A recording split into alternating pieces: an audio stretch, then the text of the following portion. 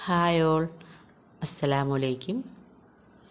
ഇന്നത്തെ റെസിപ്പി ഒറട്ടിയും പരിപ്പ് കറിയുമാണ്. ബ്രേക്ക്ഫാസ്റ്റായിട്ടും ഡിന്നറായിട്ടും ചെയ്തെടുക്കാൻ പറ്റുന്ന റെസിപ്പിയാണ്. ഇതിനാവശ്യത്തിന് പയറ് പരിപ്പ് എടുത്തിട്ടുണ്ട്. അത് നന്നായി കഴുകി വൃത്തിയാക്കി കുക്കറിലിട്ട് കൊടുക്കുക. ഞാനിവിടെ 1/2 കപ്പ് പയറ് പരിപ്പ് എടുത്തിട്ടുണ്ട്. അതിട്ട് കൊടുത്തതിന് ശേഷം അതിലേക്ക് ആവശ്യത്തിനുള്ള വെള്ളം ഒഴിച്ച് കൊടുക്കുക. ഒരുപാട് വെള്ളം ഒഴിക്കണ്ട. പരിപ്പ് കുറച്ച് മുങ്ങി നിൽക്കത്തക്കവണ്ണം വെള്ളം ഒഴിച്ച് കൊടുത്താൽ മതി. അതിലേക്ക് 3 അല്ലി വെളുത്തുള്ളി, ഒരു പച്ചമുളക്, ഒരു തക്കാളി, ഒരു ചെറിയ സവാള ഇട്ട് കൊടുക്കുക.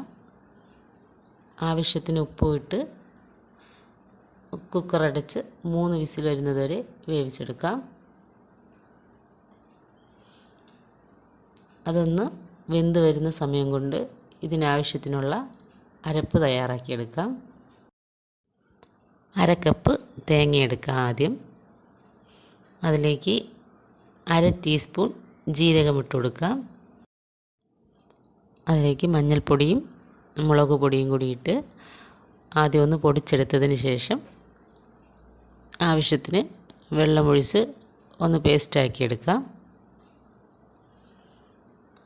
ആ സമയം കൊണ്ട് പരിപ്പ് വെന്ത് വന്നിട്ടുണ്ട്.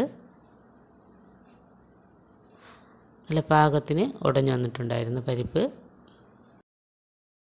ഇതിലേക്ക് നേരത്തെ അരച്ച് മാറ്റി വെച്ച അരപ്പൊഴിച്ച് കൊടുക്കാം.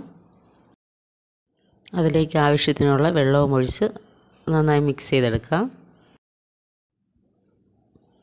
അതിനാവശ്യത്തിനുള്ള ഉപ്പ് ചേർത്ത് ഒന്ന് തിളപ്പിച്ചെടുക്കാം. നന്നായി തിളച്ച് വന്നതിന് ശേഷം കറി മാറ്റി വയ്ക്കാം. ഇനി അതിലേക്ക് താളിച്ചൊഴിക്കാനായിട്ട്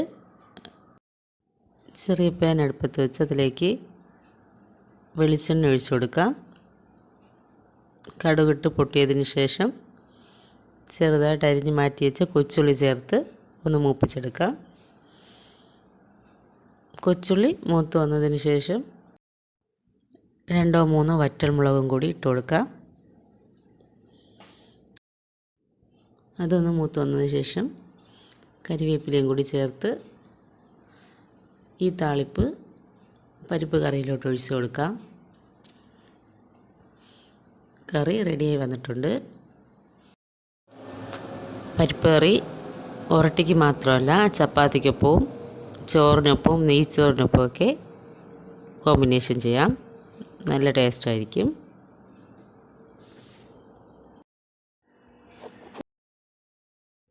നല്ല കറക്റ്റ് പാകത്തിന് കറി റെഡിയായി വന്നിട്ടുണ്ട്. ഇനി ഒറട്ടിക്കുള്ള റെസിപ്പി നോക്കാം.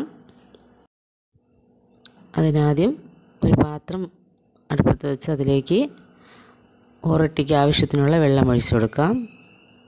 ഞാൻ 1 കപ്പ് അരിമാവിന് 2 കപ്പ് വെള്ളം എന്ന കണക്കാണ് വച്ചേക്കുന്നത്. ആ വെള്ളത്തിലോട്ട് ഉപ്പും അരമുറി തേങ്ങ ചിരകിയതും കൂടി ഇട്ട് കൊടുക്കാം. വെള്ളം തിളച്ച് വന്നതിന് ശേഷം ഫ്ലെയിം സിമ്മാക്കിയതിന് ശേഷം വേണം മിക്സ് ചെയ്തെടുക്കാനായിട്ട്. നന്നായിട്ട് മിക്സ് ചെയ്ത് എടുക്കണം.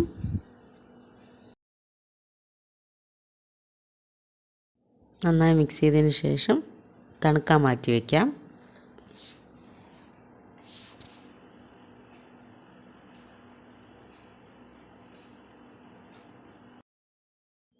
തണുത്ത് വന്നതിന് ശേഷം കൈ കൊണ്ട് നന്നായിട്ട് മിക്സ് ചെയ്തെടുക്കാം.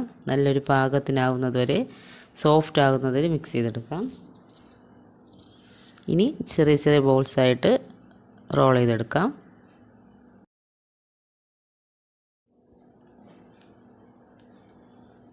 എല്ലാ മാവും ഇതുപോലെ ബോൾസാക്കി എടുക്കാം. എല്ലാം ബോൾസാക്കി എടുത്തിട്ടുണ്ട്. അതിനുശേഷം ചപ്പാത്തി പ്രസ്സിൽ കവറിട്ടതിന് ശേഷമാണ് ഞാൻ പ്രസ് ചെയ്തെടുക്കുന്നത്.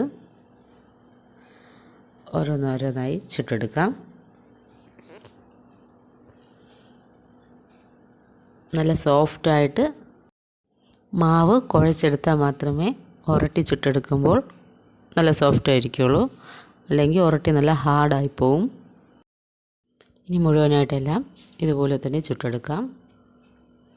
നല്ല ബെസ്റ്റ് കോമ്പിനേഷനാണ് ഒറട്ടിയും പരിപ്പും. ഒറട്ടിക്കൊപ്പം ചിക്കൻ കറി, ബീഫ് കറി, എഗ് റോസ്റ്റ്, അതിൻ്റെ ഒപ്പവും ഒറട്ടി നല്ല ടേസ്റ്റ് ആയിരിക്കും കഴിക്കാൻ. എല്ലാവരും ഒന്ന് ട്രൈ ചെയ്ത് നോക്കണം. വീഡിയോ ഇഷ്ടപ്പെട്ടാൽ ലൈക്ക് ചെയ്ത്, ഷെയർ ചെയ്ത്, സബ്സ്ക്രൈബ് ചെയ്ത് കൂടി സപ്പോർട്ട് ചെയ്യുക. Thank you for watching.